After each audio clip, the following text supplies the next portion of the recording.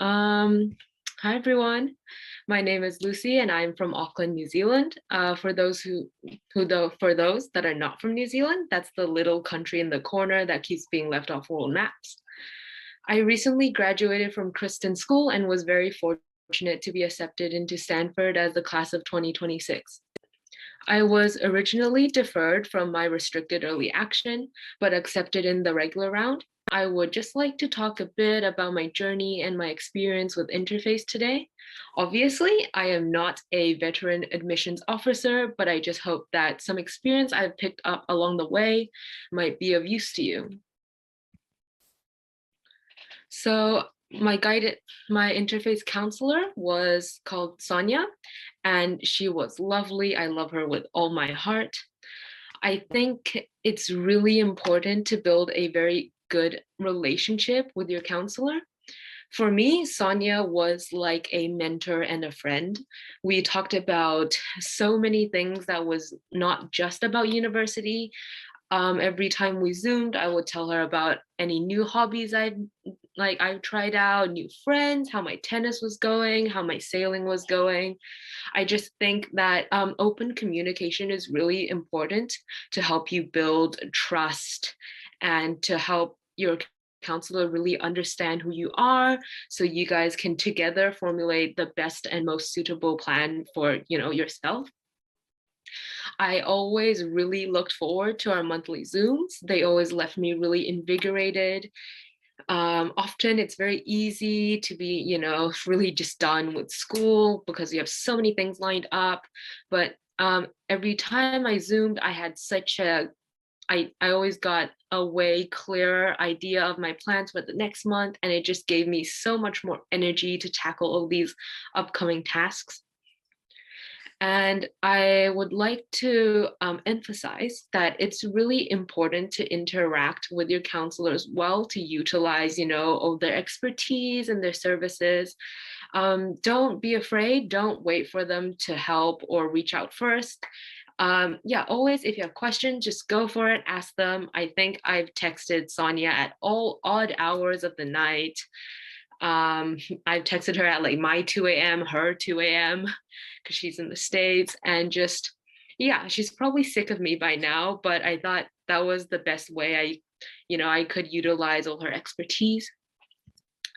And Sonia really helped me figure out what was most important.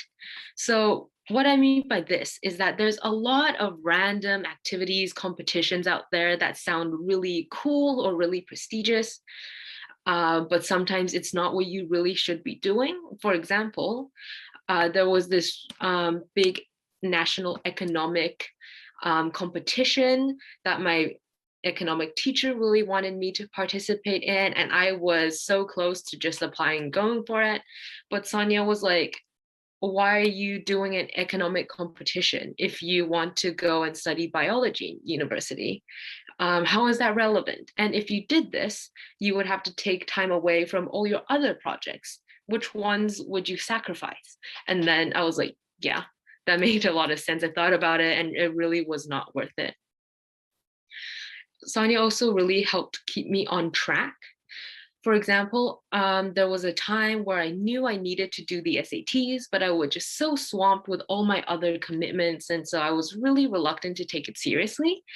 And sometimes I really just need an external force to really focus me and maybe even lecture me a little bit.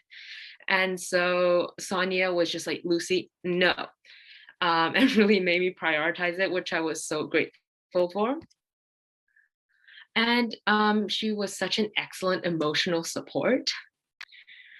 What I meant by that was it was really easy to get stressed during, the last year of high school because I'm in New Zealand, right? So I graduated half a year early. So when I was doing all my applications, that was also when I was doing my final high school exams. And so it was very easy for me to feel overwhelmed sometimes, but Sonia always had such unwavering faith in me. She always reassured me to tell me that I would just be fine. And she was always like, oh, you'll be fine, you're always fine in the end. And I kept going back to that quote every time I was just really stressed out. So it really helped me get through this whole experience sometimes. I also just want to emphasize that I think Interface is a support service. It does not get you into university. It helps you with the process. You really need to get into university yourself. You have to do the work. Interface has like amazing experts that help you with the process and gives you so much of their experience, expertise. If you have questions, ask. Don't expect them to read your mind and do things for you. Right. And I would just like to talk a little bit of how I got started to give you more context on why I am on this journey. Because to me, I think the process and the motivation is a lot more important than, the result in which university you inevitably end up going to. So it's very important for me to have a plan for my life to give myself direction. I'm such a huge planner. I cannot live a single day without planning what I was going to do tomorrow. And ever since I was young, I was taught that I must contribute to society. I sometimes didn't really understand that when I was just a child, but as I grew older, I really began to understand that. And so I decided that my life goal would be to found a biomedical company that does cancer treatments. And I decided this because, well, I've always been terrified of death. Yeah, that took a turn. But to me, life is the most valuable thing someone can have. And so I decided to dedicate my life to helping people experience life just a little bit longer. To me, that was what I decided would be the most fulfilling and meaningful for me to do. And so I knew that to do that, I would need to gather experience working at a large biomedical company. And then before that, I would need to get into a really good university. And so working backwards, this is how I started my journey. And so when I was about 11, which is a little late for most athletes, I decided that, yes, I want to go to the best university in the world. And I was talking to my dad, and he was like, well, you need something to get you in. You can't be some ordinary person on the street. And at that time, I was still young. I didn't really know what I was going to do. And I picked up a random tennis racket, old ass tennis racket in our house. And I just decided, oh, maybe I'll get in through tennis. I didn't end up getting in through tennis, but that was just how I started this journey. So at that time, I was convinced that I was going to get into university as an athlete. And so I started training like 6 days a week. Yeah, but that was just how it all started. I would also like to give a little bit of context about, academics and stuff, because that's really the baseline. If you don't have good grades, you have no hope, unless you're like an Olympic athlete.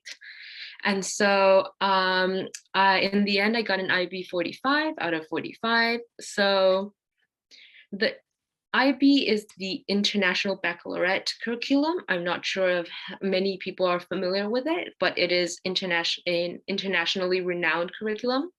It's super good for overseas university because it's a standardized curriculum. So US unis hold it in really high regard, as the IB has a lot of credibility. Yeah. And so I took biology, chemistry, economics, Chinese B, math, and literature. Obviously, I took Chinese B and chemistry because of the, biology. So that was a no-brainer right there. And I took the SATs. I took them late year 11 and early year 12. I think, and I took it twice. This is my super score of 1590 because Stanford does the super score, which was so lucky. But yeah, I'd also like to give a little bit of a brief overview of all my extracurriculars to just give you more context, to help you have an idea of, what I did, what kind of person I am. So in year 12, I published a graphic novel about genetics called The Secret of Genetics. All the profit I made went to lower income schools in Auckland, in the form of like science equipment, for example, like Bunsen burners, stuff like that. I'll go into all my activities in a little bit more detail sometime later. But after that, I hosted genetic workshops at 2 different schools. I think I might have a copy of my graphic novel here. I think it's like this. And it's just about like genetics to help kids, inspire kids and stuff like that. Yeah, I'll go into more detail later. And I did the Pioneer Research Program, which was an excellent research program, which I'll mention later as well. I did the Bio Olympiad in year 12 and 13. I was the co-chair of UNICEF at my school, which is a service organization. I interned at a medical company in Shanghai during one of my year 12 holidays. And then in year 13, I was one of the prefects at my school, which is a group of like 21 kids in like the last year of high school, and you were to be voted in by the student body. That was mainly very service oriented as well. I was the international committee chair also in year 13, which my main responsibility is to take care of international students and to host the biggest student-led performance in my school, which was a cultural performance celebrating the diversity at our school. And I co-founded the Pride Committee. So some continuous stuff, which is stuff I've been doing throughout my entire like middle high school career, was playing tennis competitively. I played about 6 times a week. Yeah, so that took up like most of my time outside of classes. And I also sailed. Yeah, so our family does long distance sailing. Soon we'll be sailing to Fiji for a couple months to hang out around there. Yeah, and that's just something that is just one of my hobbies. But before that, I want to emphasize that these activities are something I did to help me along my path to achieve my goals. What's more important is why I did these things and not what I did. A common misconception is that if I do these exact things, I can get into a good university, and I don't think that's necessarily true. All the activities you do are meant to develop your abilities, not make you seem really cool or accomplished. So I think it's really important to remember that you should like just do what you should be doing. To me, getting to Stanford is just one step towards helping me make an impact in the biomedical industry. So yeah, it's not about, what university I actually get into. I think what was most important for me was the process and the growth I underwent during this process. And so I have a slide here just explaining extracurriculars, because sometimes I think if I just dump a list on you, it's not helpful to understand why I did these things. So one, I put grades in all caps again, because I just really wanted to emphasize that grades are the bare minimum and the baseline. If you don't have good grades, they won't really look at your application. These good universities get so many applications a year. They have like 4 minutes to look at you. So the first thing they'll look at is your grades to see if you make the bare, minimum cut. So now that I've said that, I think activities are split into a few main groups, at least they are in my own head. So apart from grades, we have leadership and service. I think this is super important because service and leadership, it's about making your community a better place. For example, if you can't make even your own local school or local area a better place, why would a university want you? Like, you can be as talented, as smart as, Einstein or whatever, but if you don't make the university community or the local area better, why would they care if you're super smart? And on this topic, Sonia was always a really valuable team member. Just one example out of many examples for the cultural performance I was in charge of. Sonia helped me with so many ideas on how to market it, how maybe I could organize food and drinks and a lot of that stuff, because I just had no experience. And it was so good to have, a supportive member and someone, to keep giving me advice or just to look at things from a third person perspective. And another type of extracurriculars would be sports and extracurricular hobby. So for me, that was tennis and sailing. I think this is quite important because it can show universities that you have determination. It shows them that you are someone that can be successful and resilient, that you can do more than just study. I played tennis throughout high school and middle school, and even though in early year 12, I realized that I was much better at studying than I was at tennis. So I cut back a lot, but it taught me how to persevere, manage my time, compete, and a lot more. So I'd say like 50% of my personality came from playing tennis. And this experience really taught me that hard work is never wasted. Sure, I didn't get into Stanford through tennis recruitment in the end, but without the lessons it taught me, I feel like I would have been a very different person. And the last area would be major related. So I applied in human biology. And in major related stuff, one of the areas would be research. And that's the pioneer academics research thing I talked about earlier. So I did this because I really wanted to contribute to the field and to, see if I could succeed as a biology major. I researched how Alzheimer's was linked with cardiovascular health and genetics because my family has a history of both Alzheimer's and heart cardiovascular health issues. Yeah, so at first I was really worried that I was too young and inexperienced to do something meaningful, but under the encouragement of my lovely professor in the Pioneer program and Sonia, I created a paper that I was really incredibly proud of. I definitely recommend Pioneer. It was such a cool experience. And I also only recently did I realize that, ages after I got accepted, that I learned that a really good grade in Pioneer is also held in really high regard by universities. And so I'm really grateful to Sonia for introducing this to me, and she was super helpful throughout the entire process. To get into the program, you need to apply, and it has about a 10 to 20% acceptance rate. And she helped, read and give me feedback on my application numerous times. And she even read my paper just to give me a third person view to tell me if it made sense. Well, obviously not to give any specific biology feedback because that is not her area of expertise, but it was still really incredibly helpful.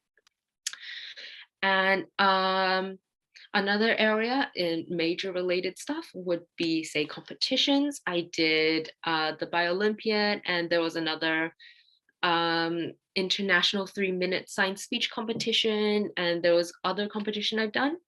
But mainly I did this to challenge myself and develop my abilities, because I found that competition was just a really good way of challenging you and pushing you to, do the best you could. Again, please do the things to help you grow, not for the prestige. I know a lot of people like to do the Olympia just because they seem really cool and famous, but I think the main thing that they're best for is to just help you learn a lot. I learned so much throughout that experience. And then lastly, I would like to talk about my genetics graphic novel, which counts as your own personal initiative. For example, I think it's really cool. I think the emoji app thing was really, really cool. And, that was his own personal initiative. And so, yeah, my graphic novel is my own personal initiative. I learned so much from this. But I mainly did this because when I was first learning about genetics, I was bombarded with such lengthy essays and so much jargon. And I saw how youth would be really easily turned off from trying to, learn about biology. And I wanted to inspire kids to become interested in biology research, because I knew that the true treasure of biomedical research was the people. So, I just really wanted to inspire these kids to become interested in biology. And I was really proud that I could create something with my own knowledge and, transform this knowledge into something meaningful and valuable to the world. I learned so much. I learned how to write and plan a graphic novel, how to negotiate with publishers and printing companies. I also reached out to 3 different university professors to fact check my book, just in case, because I didn't want to spread any misinformation. I even learned how to market these books. Sonia was super helpful with giving me marketing ideas or giving me feedback on my books. I've sent her so many revisions of my books, and she has painstakingly read through all of them. And that was why when I printed my book, one of the first physical copies I had, I mailed it over to the States to Sonia. And then I could talk a little bit about just like some of my strengths in my personal opinion, because I cannot read the minds of the admission officers, and a little bit of advice in the application cycle. So I would say one of my strengths is probably the genetics book, because it was quite creative and it was just something new. I also know this because I was accepted into Penn, and the admission officer emailed me expressing interest in this book, so I figured it was somewhat engaging. Um, and I think leadership was quite important. I chaired a lot of clubs and did a lot of other things to show that, I could plan and execute things, and I could work well in a team and help teams succeed.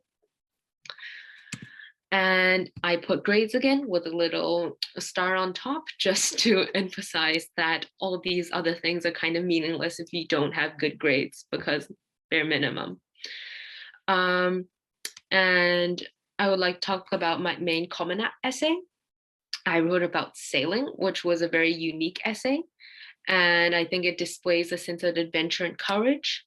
Well, at the very least, I think admission officers would think that I was, and at least an interesting person to talk to. And I would say one of my strengths was research for the Pioneer program. I think, the Pioneer program was a huge part of my application. Research is very important for STEM in general, but I got a good grade. I got an A+ in the Pioneer program, and I had such an excellent evaluation letter from my professor. And so I think that was super important, because it proved that I could excel in a university level, and an actual university professor believed in me. The one piece of advice I would give for writing application, the most important piece of advice would be to make your story make sense. So what I mean by this is that, like, for example, if you did a lot of biology classes and competitions, but like you were really interested in history, don't apply as a history major. It makes no sense. So personally, for me, for the hardcore STEM students, I was way too into, writing, arts, and liberal arts and stuff like that. But for the liberal arts kid, I was way too much like biology. And so that really worked for me, because I was very honest, and Stanford knew that what I wanted to do was to, do a biomedical company, which is the intersection between the STEM and the humanities. And this is just my last slide on general advice. I would like to first emphasize that you really should focus on developing yourself, focus on developing your abilities, and not getting into college, because sometimes those things you don't have a say. Sometimes it's really just luck in the end. And focus on yourself, because it is the process that is really the most rewarding for me. And I would like to talk about time management. I think this is like one of the keys to successes out there. For example, something that helped me a lot is to get a mini diary to plan your days ahead. For example, just something like this, I get one every year. It's just like a mini diary, and I like to include things like upcoming assignments, deadlines, and like with my life, I like to plan things backwards. For example, if my assignment is due at the end of the month, then I should have finished the draft a week before that. And so if I should have finished that, at that time, then I should be halfway through how many whatever days before that. And which means that I need to start having an outline how many days before that. And so it's just really good. It helps visualize my upcoming week, how, like the whole term, just helps me keep myself on track. And so, yes, planning is definitely key. Speaking of this, Sonia was also quite helpful in reminding me about deadlines to do with university applications. By being really open and honest with her, she could tell when I was intentionally or accidentally not putting enough time into certain things. For example, she really hounded me about writing my main Common App essay when I really rather be revising school content for my IB like exams or prelims at the time, can't remember. Yeah, another point, I think another piece of advice is to always try to be ahead for everything. I like to convince myself that things are due a lot earlier than they actually are. I would physically write a fake deadline in my book just in case something goes haywire and I think I'm late, but I'm still okay, you know. And this is a piece of advice very specific to school, but if you really utilize class time, you have way more time at home to do other stuff. For example, if class isn't really doing much at the time, just spend less time chatting to friends or spacing out. But if you do a lot of work for other classes, saves you so much time at home. And finally, please be sure to sleep. If you don't sleep well, you won't do very well. At least for me, if I run on less than like 8 or 9 hours of sleep, I'm just a zombie throughout the entire day. So I cannot function without sleep. And in capsule again grades, I'm getting quite obnoxious at that. But I won't tell you to study, but my best piece of studying advice is that success is in the details. So if you want the top grade, the best way is to try to make everything perfect. Of course, it's not going to be perfect. Even if you think it's perfect, there's probably some small detail that, that's been missed. For example, like if I usually think I can get 100% on a test, I'll probably 90-ish. But if you only aim for, say, a 90%, then, you might be getting 80, 70, 60. You never know. Yeah, so that's just how I tried to do everything throughout, school. And that's after I realized that, I think my grades have got a lot better. And I would like to talk about essays because I know this is a topic that gives a lot of students a lot of stress. So first off, don't be afraid to do lots of revisions. Of course, you have to write everything yourself. Interface won't write anything for you, but they can give you feedback. For example, I would write my essays and send it back to Sonia, and she would tell me which parts she didn't like or if I was wasting too many words on irrelevant stuff. I'm also a really melodramatic writer for no reason at all. And often I would send to Sonia and she is like, "You're being too dramatic. What is this?" And so it was just really helpful for, someone else to look at it and give me feedback. Sometimes she would send my essay to a team to have a look. And that was really helpful because Interface was not just one counselor, it was really a team of experts helping me. So I just felt super supported and I'm ready to take on anything. Another thing was that the interface writing workshop was really helpful. So over 2 days of the workshop, I had made so much progress. I would send our essays over, someone would read it and give me feedback. And it was at random which counselor read it. And so it was really good to get a lot of different perspectives, just in case, Sonia missed anything, because we're all humans, we're bound to miss something. And they were really honest, which I really appreciated, didn't sugarcoat me anything, and gave me so much constructive criticism. I pride myself in being a very honest person, so I really, really appreciated that. Especially if someone would just like, Lucy, this is bad, do it again, you know? Which, speaking of honesty, I would say that my next piece of advice is to just be honest. Admission officers can tell if you're being authentic. They've been doing this for years. They've been reading thousands, millions of applications a year. They can tell if you're trying to be someone you're not. And also, I think universities have very distinct personalities and values. So really be honest and go somewhere you would be a good match with. For example, I think not like STEM enough for MIT. So I think even if I try to portray myself as someone suitable and I got in, I would probably be like really miserable there. And speaking of this, my last point is to apply to colleges that are a good match. Don't apply to things that are not a good match just for rankings. I applied to way too many universities because I did not have enough confidence, and I thought, oh, maybe I'll just be lucky and get into one of them. That would be, a very low chance, but whatever. But no, they can tell, and so it is genuinely a waste of time if you apply to university that do not have the same values or wouldn't like someone of your personality. Yeah, it'll save you so much time and effort. Don't make the mistakes I did. And lastly, I just want to remind everyone to take it easy. It is what it is. So don't worry too much about, the end result. Don't worry too much about this, whether or not you succeed in the end. Remember to enjoy the process. I think if I hadn't kept this in mind, I probably would have put so much pressure on myself, and I probably would have done way worse because I would have just, burdened myself and burned out emotionally.